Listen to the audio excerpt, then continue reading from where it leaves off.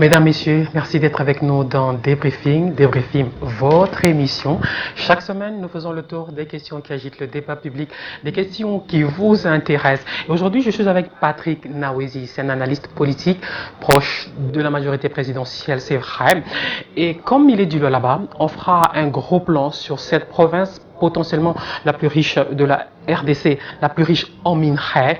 Les mines, c'est bien, mais diversifier l'économie, c'est le leitmotiv du gouverneur Richard Mouyej. Comment le là-bas et tout l'ex-Katanga a accueilli l'annonce du choix d'Emmanuel Shadari pour succéder à Joseph Kabila. On en parlera également. Patrick Nawezi, bonsoir. Bonsoir, Madame Mamine. D'abord, le sujet en images.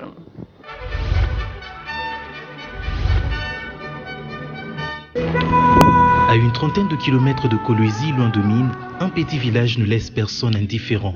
C'est Katebi, avec son habitat délabré que sauf quelques maisons en dur qui changent le paysage. À Katebi, le fleuve Congo poursuit son long voyage tranquille.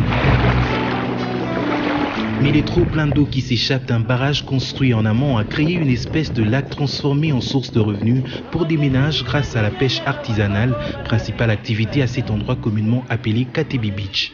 De plus en plus, le Lualaba cherche à diversifier les moteurs et se libérer de l'emprise des mines en développement d'autres secteurs comme l'agriculture et le tourisme. C'est un des sites importants pour le tourisme dans notre province du Lualaba.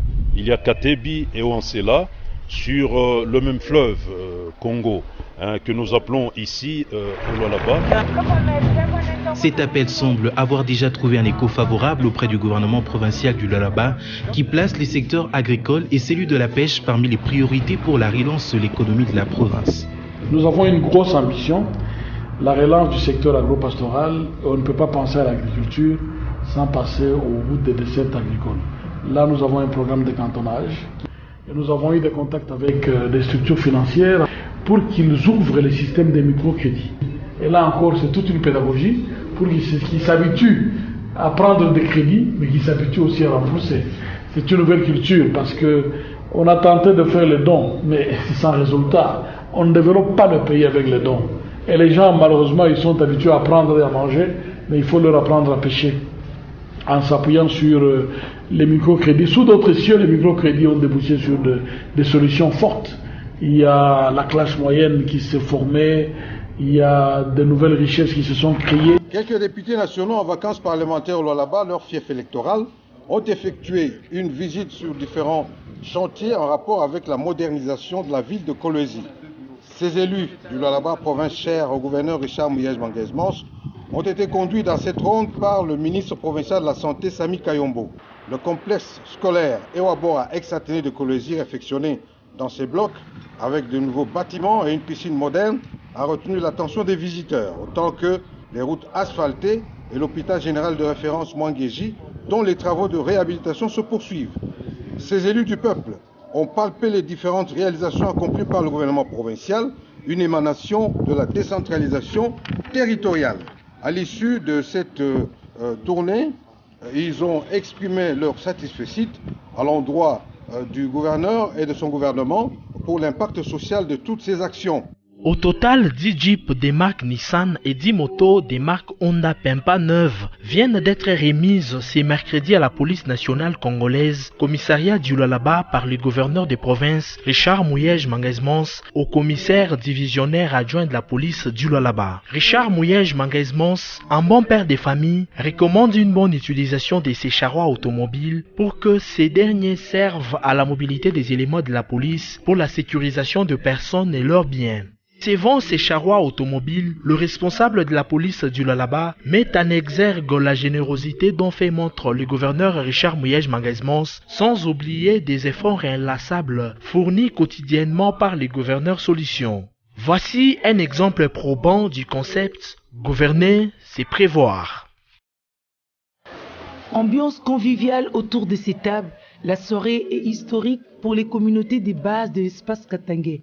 Après examen sur la pertinence de la décision de Joseph Kabila ayant concouru à la désignation d'Emmanuel Ramazani Shadari comme candidat du FCC à la présidentielle, Ils sont unanimes sur le caractère légendaire et exceptionnel d'un tel acte et les aspects positifs à mettre à l'actif de la victoire du combat vers un système démocratique où les lois politiques sont opposables à tous dans le strict respect des aspirations profondes du souverain primaire. Cette décision largement appréciée et soutenue par les communautés de base de l'espace katangais, prise en toute indépendance d'esprit et guidée uniquement par sa passion pour le Congo, permet pour la toute première fois à la nation congolaise d'expérimenter l'une des vertus de la démocratie qui est la succession pacifique à la tête de l'État. 1. Réitérons notre soutien indéfectible et inconditionnel à son Excellence Joseph Kabila Kabange, président de la République, chef de l'État. 2. Saluons sa constance politique dans la gestion de la République à travers la réunification et la pacification du pays ainsi que la refondation de la nation congolaise. 3. Saluons la décision du chef de l'État de respecter la Constitution et soutenons son choix sur Emmanuel Ramazani Shadari comme notre candidat pour les élections présidentielles de décembre 2018. 4. Invitons la nation congolaise tout entière au devoir citoyen de soutenir et de participer au processus électoral. 5. Enfin, prenons acte des déclarations positives de la communauté internationale, notamment le Conseil de sécurité des Nations Unies, l'Union africaine, l'Union européenne, les États-Unis d'Amérique, la France, le Royaume-Uni, qui ont rendu hommage au président Joseph Kabila Kabange pour avoir tenu parole de son engagement à respecter la Constitution. Pour les communautés des bases de l'espace katangais, Joseph Kabila vient de réhabiliter le Congolais en organisant successivement les élections démocratiques libres et transparentes en 2006 et 2011 et en maintenant le cap pour l'organisation des scrutins du 23 décembre prochain.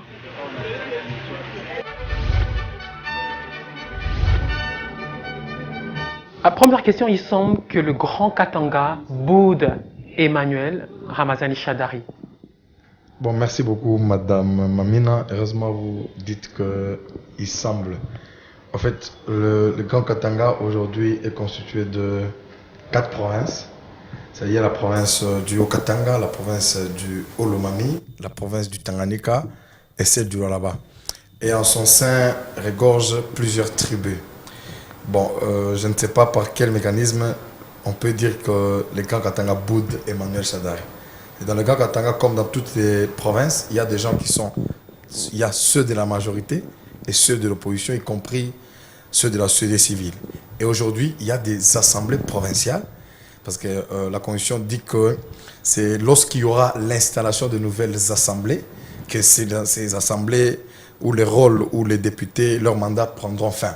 C'est-à-dire que je n'ai pas suivi une des assemblées provinciales du Grand Katanga prendre la parole ou dénoncer le choix du chef de l'État. En tout cas, personnellement, je n'ai pas suivi.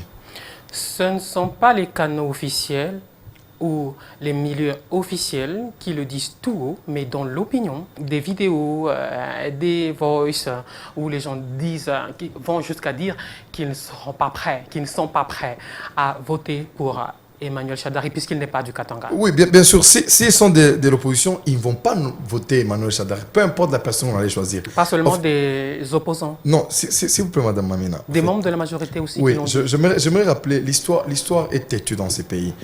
Aujourd'hui, certes, on peut dire qu'il y a des cuivres, c'est les Grands Katanga. Aujourd'hui, même si on ne parle plus du Grand Katanga, on peut aussi dire c'est là-bas, par ces minéraux qui contribuent au budget de l'État. Mais, s'il vous plaît, dans ces pays, qu'est-ce qui a construit l'union minière du Katanga? C'est les caoutchoucs et l'ivoire. Ce ne sont plus du Katanga. Ou ce ne sont pas du Katanga. Lorsque Mouzé a pris le pouvoir en 1997, dans ces pays, la Gécamine était vraiment en faillite. quelle est l'entreprise qui a contribué au budget ou au trésor public? C'est l'Amiba, ce n'est pas au Katanga. Aujourd'hui, certes, il y a des minéraux, il y a le cuivre, mais demain, les cuivres peuvent terminer. Ça veut dire qu'on ne peut pas aujourd'hui prétendre, et il n'y a pas un Katangais plus qu'un autre. Il n'y a pas une personne du Grand Katanga. Parce qu'aujourd'hui, la province du Katanga n'existe plus. Qu'on le veuille ou pas, aujourd'hui, la RDC a 26 provinces, à moins qu'on viole la Constitution. Et les choix qui ont été portés, c'est normal. Pourquoi on n'a pas refusé les choix de l'UNC? C'est ça que je dis. C'est-à-dire qu'on ne peut pas aimer une chose de son contraire. Pourquoi, entre guillemets, les quelques personnalités katangaises n'ont pas refusé le choix de l'UNC, de l'UDPS? Pourquoi on a refusé? Bon, moi, je pense que ce ne sont pas réellement les Katangais, le bas peuple, ce sont les opposants vivants au Katanga. Et ils s'attendaient le moins que le chef de l'État puisse opérer un choix. Et attendaient, ils avaient déjà préparé les discours après la confirmation de la candidature du chef de l'État, raison pour laquelle ils sont bouleversés et ils sont en train de chercher les boucs émissaires. Et je vais même plus loin, c'est-à-dire si vous regardez en termes d'électeurs, les Katanga ne représentent pas beaucoup d'électeurs dans le pays, plus que les Grands Kivu.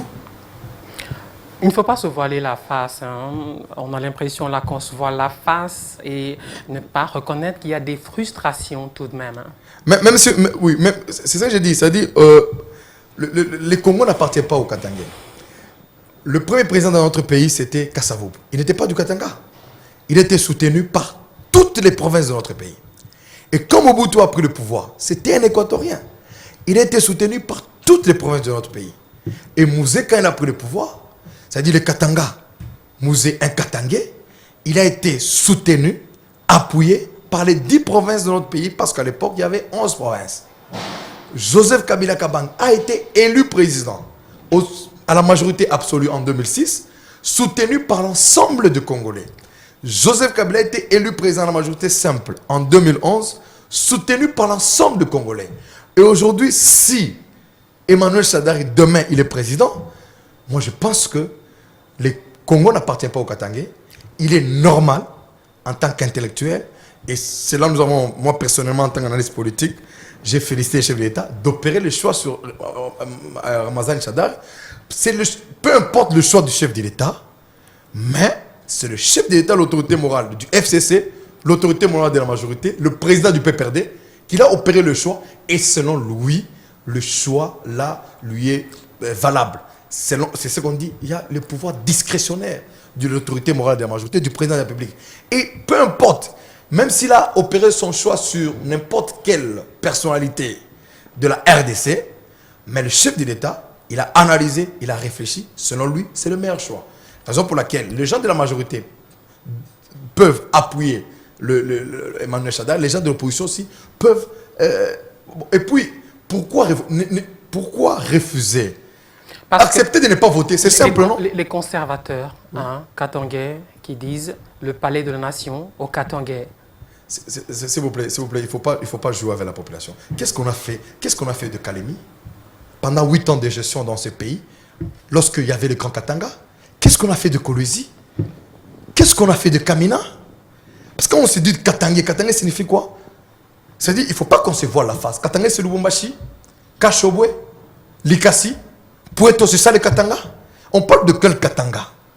C'est-à-dire, moi, je me dis qu'il ne faut pas qu'on nous fasse insulter par d'autres communautés de notre pays, s'il vous plaît. On parle finalement de quel Katanga? Le Katanga qui a été géré 8 ans avec un gouvernement provincial. Et qu'est-ce qu'on a fait du Katanga profond? En fait, moi, je respecte leur point de vue et je demande à ces gens-là de ne pas voter Emmanuel Shadari. Emmanuel Shadari va battre campagne. Il y en a ceux-là qui vont le voter, il y en a ceux-là qui ne vont pas le voter. Et au finish, vous allez me donner raison, il va passer président de la République. Le Lualaba l'a accueilli comment? C'est une très bonne nouvelle, d'abord dans la province du Lualaba, parce que le chef de l'État, je l'ai dit sur ce plateau, le chef de l'État va respecter la Constitution. Posez-moi la question après le 8. Je l'avais dit, après le 8, posez-moi la question. Je vous donnerai la réponse. Si le chef de l'État n'a pas respecté la Constitution, je mettrai ma main à couper. Le Lualaba est dirigé par un gouverneur qui est du PPRD, qui est de la majorité, qui est du FCC, qui est l'élève fidèle du chef de l'État. Et quand on a annoncé, c'est le premier secrétaire exécutif du PPRD qui a organisé une grande rencontre et pour saluer vivement cette nomination, ou plutôt ce choix d'Emmanuel Shadari. C'est-à-dire qu'au Lualaba, les gens sont prêts. On a des armes, il y a des munitions. On attend au moment où on attend le moment de la campagne pour battre campagne afin que Emmanuel Shadari soit élu président de la République. Vous savez, on a parlé de ces frustrations exprimées par certains au Katanga, parce qu'il ne faut pas oublier qu'il y a des tentations de sécession là-bas. C'est ça que j'ai dit. En fait, il faut pas, je ne sais pas si qui a le mandat de parler au nom de Katangais.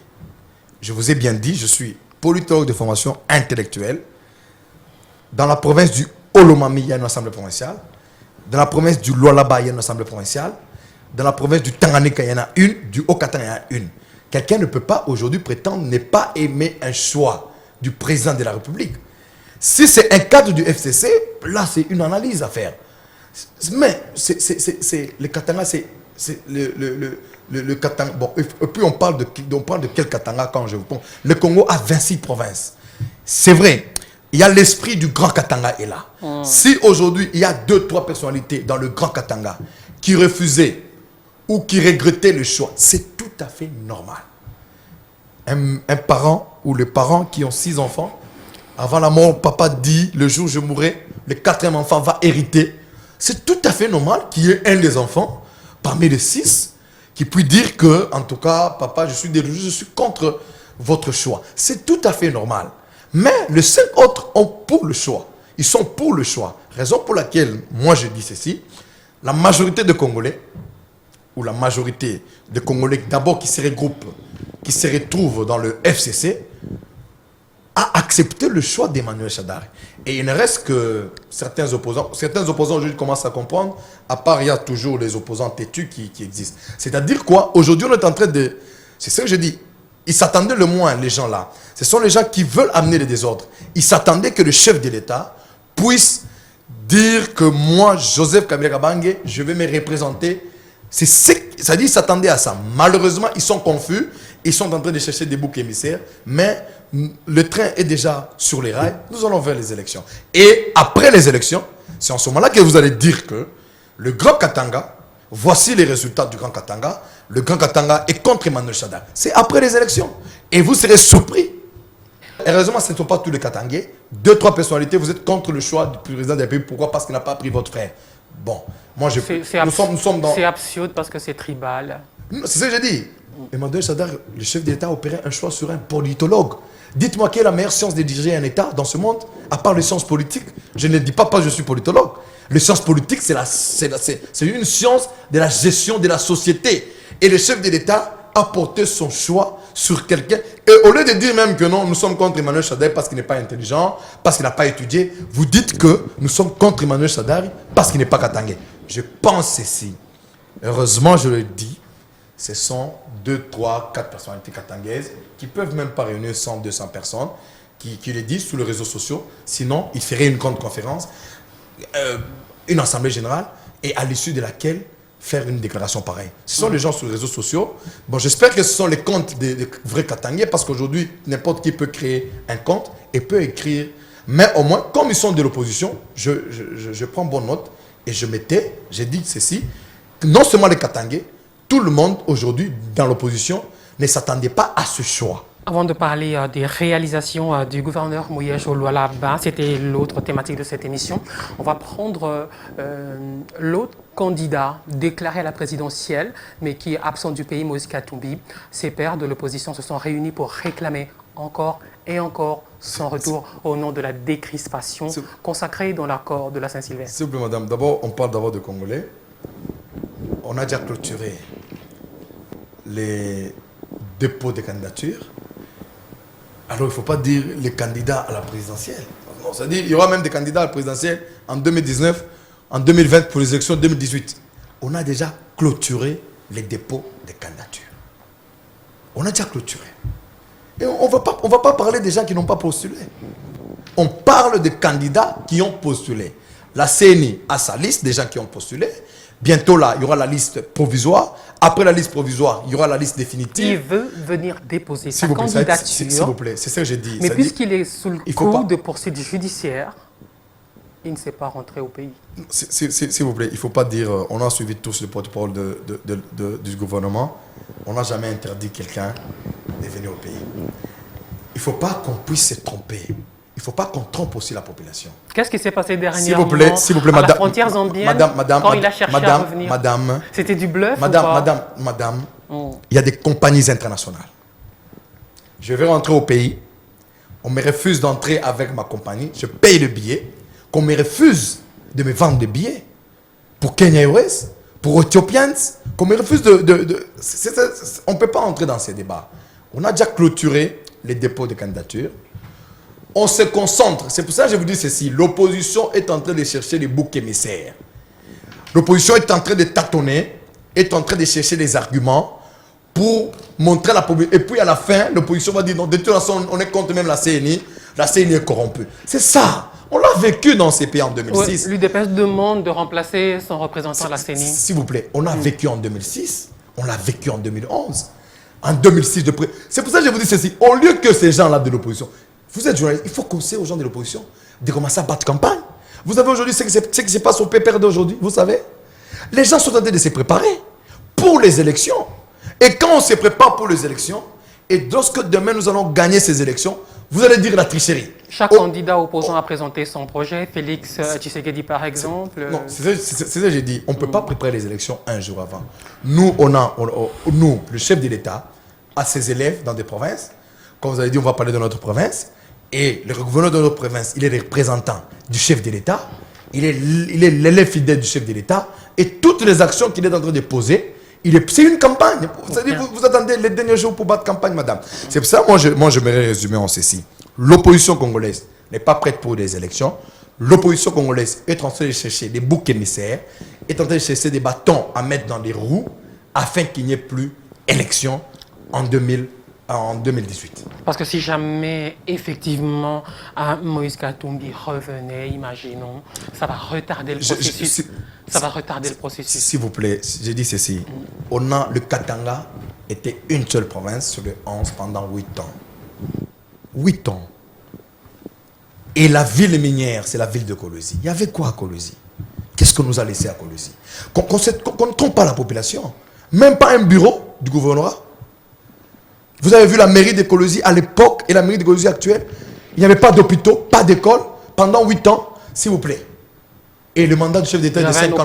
Non, un hôpital pourri, mais un hôpital quand même. Non, un hôpital de l'État que le gouvernement katangais n'a pas construit. Ouais. Le mandat du chef d'État est de 5 ans, renouvelable une fois. C'est-à-dire que vous pouvez être président pendant 5 ans une seule fois et ne plus. Peut-être la population peut refuser de renouveler votre mandat. Ce que vous n'avez pas fait pendant 8 ans, vous le faites pendant 5 ans. Okay. Alors, parlons de réalisation. Le Lualaba est dans le dernier Jeune Afrique, c'est pas rien.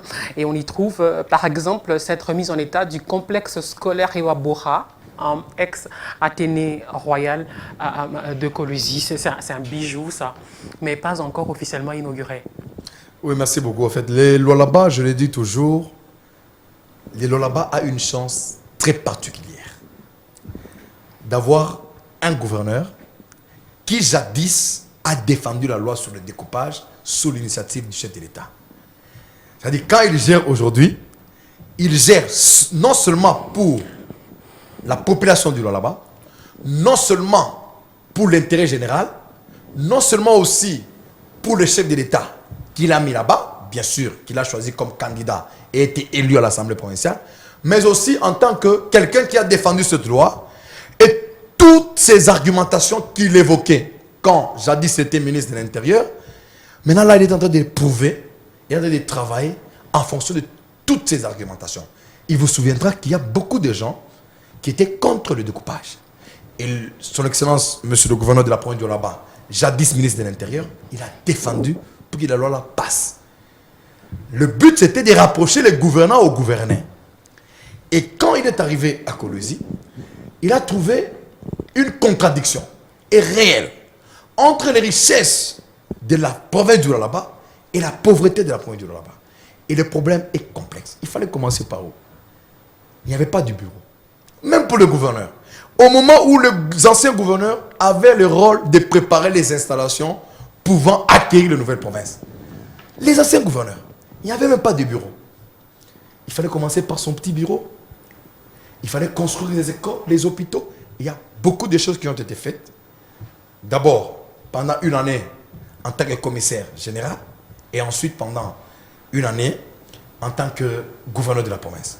Quand vous parlez du complexe scolaire au bois, déjà fini depuis longtemps, mais pas encore inauguré officiellement. Non, c'est ça que je dis. C'est une des écoles ultramodernes de l'Afrique centrale, mais c'est la première école publique de la République démocratique du Congo. C'est la première école en termes d'infrastructure. Dans notre pays, c'est la première école publique, je ne parle pas des écoles privées, la première école publique de la RDC. On n'a pas seulement réhabilité l'Athénée. Il y a des bâtiments qu'on a réhabilités. Il y a des bâtiments qu'on a reconstruits. Il y a des bâtiments qu'on a construits. C'est une école ultramoderne. C'est vrai, on ne peut pas... Non seulement il y a des piscines, une piscine olympique. Oui, une piscine olympique, parce qu'un corps sain, ça veut dire, vous allez comprendre que le gouverneur veut à ce que, quand vous parlez de l'Athénée, on voit l'éducation. Ok, ça sera ouvert au public quand? La rentrée scolaire qui commence, l'Athénée sera ouvert au public. Non seulement on parle de l'éducation, le gouverneur, il s'est dit ceci, aujourd'hui le gouverneur, parce qu'il a fait des bonnes études, il y a beaucoup de moyens qui sont mis à la disposition des enseignants et des élèves. Raison pour laquelle, la semaine passée, on a octroyé des bourses. Il y a des élèves qui ont obtenu des bourses parce qu'ils ont réussi à l'examen d'État, bien sûr en partenariat avec d'autres organismes, ils iront en Ukraine. Et il y a des élèves qui vont rester, qu'on a ouvert des comptes. Non, le compte là, c'est-à-dire chaque mois, les lauréats qui ont plus de 70% auront $300 par mois pour éviter qu'on leur donne tout l'argent, ils vont étudier. Chaque mois, ils vont là-bas, ils prennent $300. Bientôt, il y a une petite fille de 6e primaire. La première province à organiser le concours sous la dictée et l'orthographe, c'est la province du Lualaba. Et la meilleure personne ou le meilleur élève qui a réussi, c'est une fille de 6e année. Et il va prendre une période de vacances de 2 semaines à Pékin. Le gouverneur veut susciter. C'est-à-dire lui-même, des fois, il dit, je vais créer cette dynamique. Il veut créer la dynamique. Et en termes d'enseignement, c'est pour cela que vous verrez que le taux de réussite à l'examen d'État, ça veut dire, c'était à 61, ça veut dire ça évolue. Aujourd'hui, on a augmenté 2-3% taux de réussite. Les élèves ont compris et les gouverneurs est en train de mettre beaucoup de moyens pour les élèves afin que les élèves étudient. L'Athénée, c'est une école publique de l'État. Ce sont les enfants des familles démunies qui étudiaient là-bas. Maintenant, qu'est-ce qu'il faut faire? Dans son intelligence, la magie de son intelligence, c'est-à-dire les enseignants qui vont étudier là-bas et qui vont enseigner là-bas seront pris en charge par la province. C'est-à-dire l'entretien pris en charge par la province pour permettre qu'il n'y ait pas hausse des prix, pour permettre à tous les élèves qui jadis étudiaient à l'Athénée puissent étudier à l'Athénée. Non seulement il y a l'Athénée, il y a des écoles qui sont construites. On a construit une grande école de Kimbanguistes. On a construit l'école de Kimbanguistes. On a construit l'école de Gargans. C'est-à-dire il y a plusieurs actions qui sont faites en termes d'éducation. Il y a plusieurs actions qui sont faites en termes dans le secteur de la santé. C'est-à-dire le gouverneur, c'est quelqu'un qui est passionné de sa province. Il peut faire des nuits blanches. Il peut ne pas dormir. C'est-à-dire il rêve un Lualaba fort, un pays fort, la RDC forte. On a compris. Alors le Lualaba, quand on en parle, on voit le cobalt, plutôt le cobalt, oui.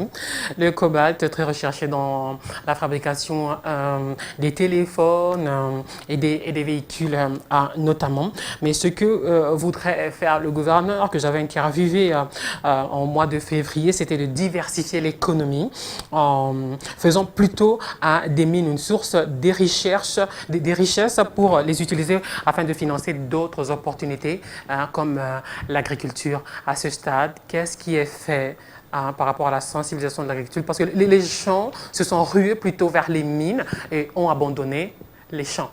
Merci beaucoup, madame. Il n'y a pas seulement l'agriculture, il y a l'agriculture et le tourisme.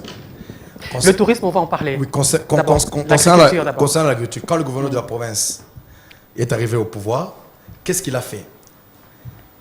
Il y a des gens qui cultivaient.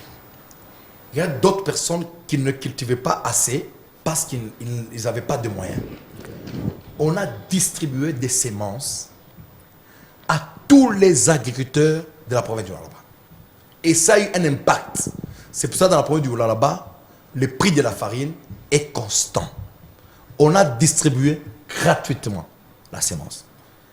La semence qu'on a distribuée pour la première fois, ça veut dire qu'on n'importe plus la farine? Non, je vais arriver. On importe même un peu, on importe encore. Non, pas plus, on importe même plus. Je peux pas, on importe beaucoup.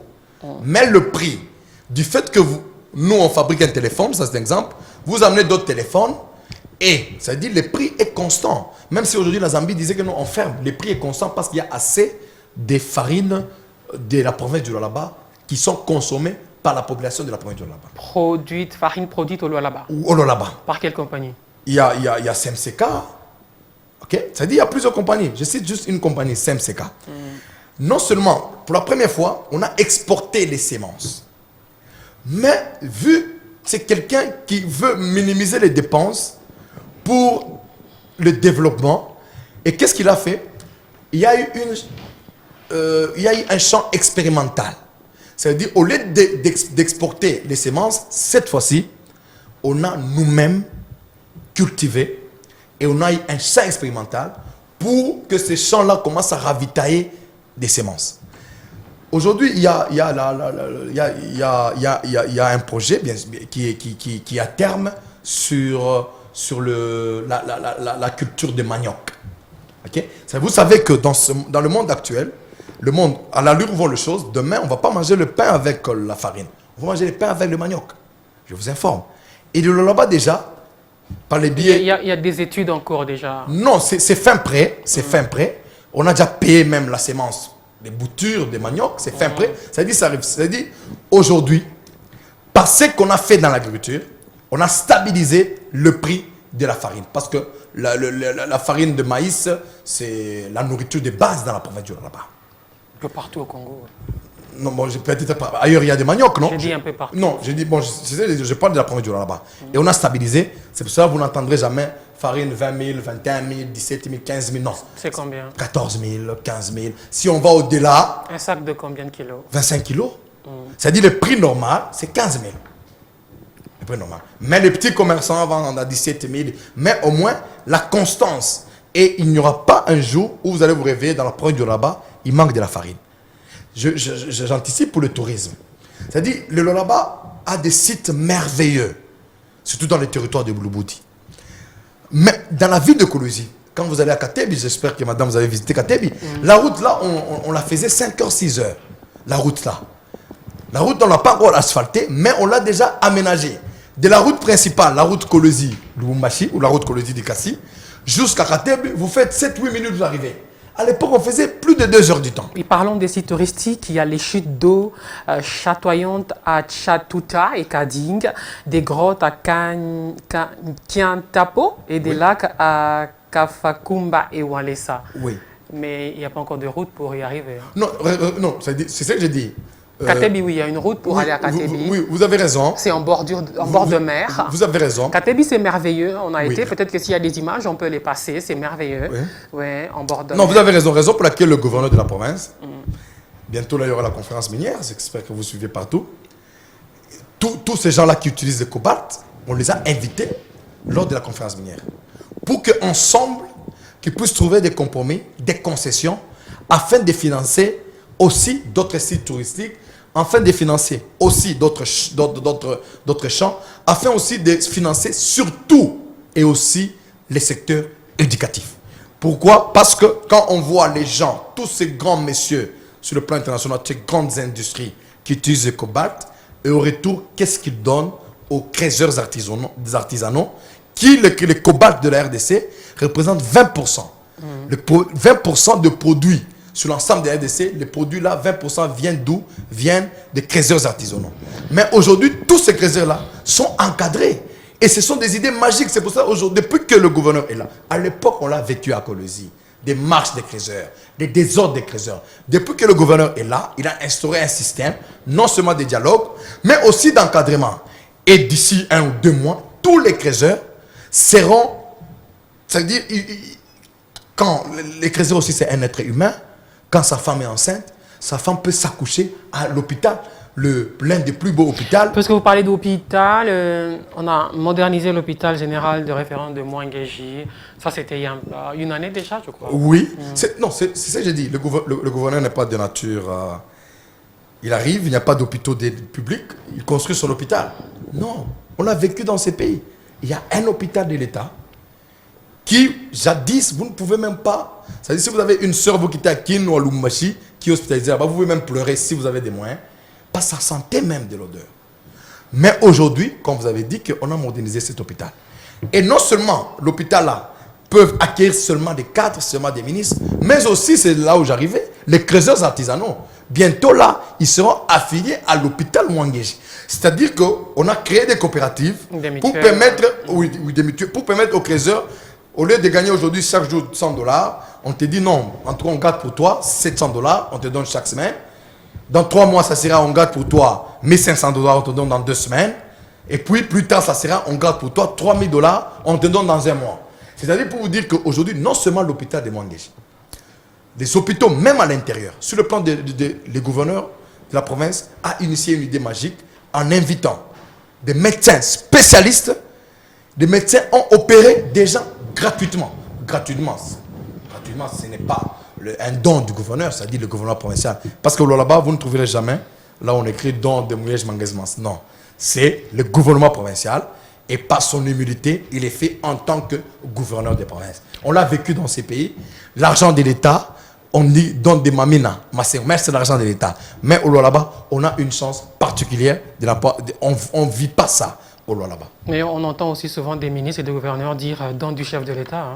Non, c'est ce que je dis. Le don du chef de l'État, ce n'est pas l'argent qui vient dans le trésor public. Le chef de l'État est très sage. C'est normal. Non, je vous dis, au moins que vous puissiez me le prouver. Au Katanga, nous l'avons vécu. Au moins que vous puissiez me le prouver, le don du chef de l'État, c'est normal. Même le gouverneur Mouyej peut demain, après-demain, faire un don. Avec son argent. C'est un salarié, il a son salaire chaque mois. Dans son argent, il peut faire un don et on peut écrire don, mais pas avec l'argent du trésor public. Oui. Là, ça ne se fait pas au là-bas. Il y a un nouveau réseau routier, le plus important, dont il parle beaucoup. C'est celui qui va relier la RDC à la Zambie, en passant par Solwezi. Oui, en fait, je crois que c'est... Les travaux ont déjà commencé? Non, les travaux ont déjà commencé en partie du côté congolais. Le gouverneur de la province, il y a pratiquement 1 mois et demi, 2 mois, il a envoyé toute une forte délégation en Zambie, à Solwezi, via Ndola, avec le gouverneur de la province nord-ouest de la Zambie. C'est-à-dire, tous les travaux en termes de préalables sont finis. Et la route là, c'est-à-dire vous pouvez quitter la ville de Kolwezi, vous arrivez à Kipushi, dans le projet du Katanga, sans passer par Lumbashi, parce qu'elle est courte. De Kipushi à Solwezi, c'est 110 km. De Solwezi à Kolwezi, jusqu'au niveau de la poste Kolwezi, on peut prendre entre 70 et 90. C'est-à-dire, je vais au-delà de 90 km. C'est-à-dire, au lieu de faire 300, 400, plutôt Kasoumalessa, au lieu de faire 390 km, quelqu'un peut quitter Kasoumalessa, Solwezi, vous entrez par Kolwezi. C'est une route d'une importance capitale qui, les travaux des premières, je peux dire les premiers travaux, ça veut dire avec l'agence des grands travaux, les experts de l'agence des grands travaux, c'est déjà fin prêt. Raison pour laquelle c'est un projet, ce n'est pas un projet à long terme, un projet à moyen terme. Ce n'est pas un projet à court terme, c'est un projet à moyen terme. Je crois que d'ici la fin de l'année 2019, la route là sera fin prêt. Okay. Mais il y a aussi des infrastructures. Vous savez, il n'y avait pas de bureau. Le là-bas, ce n'est pas Kolwezi seulement. Non, je refuse pas. Vous avez raison, parce qu'à Kolwezi, il n'y avait rien. Le gouverneur qui jadis c'était Lumbashi avait le rôle d'arranger la ville de Kolwezi. Et les gens qui l'ont succédé ou les gens qui sont devenus après les découpages devraient continuer. Mais dans les chefs-lieux, il n'y a rien. D'abord, qu'est-ce qu'il faut faire? Le gouverneur ne le fait pas seulement à Kolwezi. Le gouverneur le fait à Lubudi. Pour la première fois, la cité de Lubudi aura de l'eau potable. Lubudi a fait 4 ans sans courant. Et je vous informe que Lubudi, aujourd'hui, a le courant. C'est-à-dire qu'il y a beaucoup d'actions. C'est-à-dire si on veut citer toutes les actions, on peut faire 3 heures du temps.